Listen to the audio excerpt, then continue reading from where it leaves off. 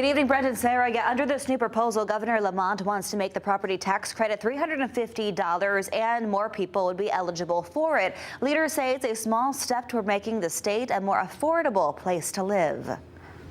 Every time I go talking to people at the door, it's like, lower taxes, get our taxes, property taxes lower. So that's constantly something that we're looking at and hearing from folks every day.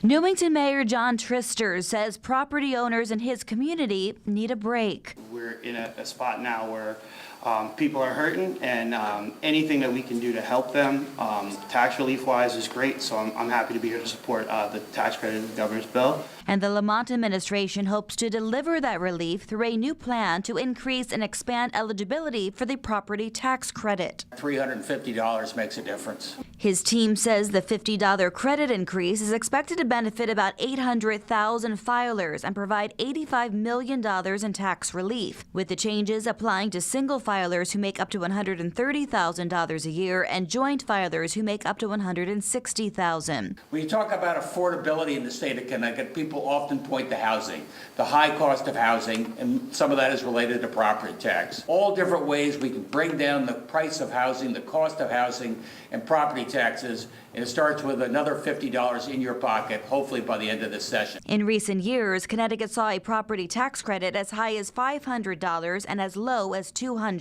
It currently sits at $300, and the commissioner of the State Department of Revenue Services says any increase makes a difference. This $50 change might not seem like a lot to people, but this helps somebody buy another gallon of gas, maybe a little bit more milk that they need, or other kind of supplies, maybe some school supplies for their child. And while cost of living challenges remain in Connecticut, leaders hope this proposal and other tax-saving measures will make Connecticut a more budget-friendly place to live. And I think this proposal is just a recognition that the property tax burdens are so high on people across the state. It's a good step in the right direction.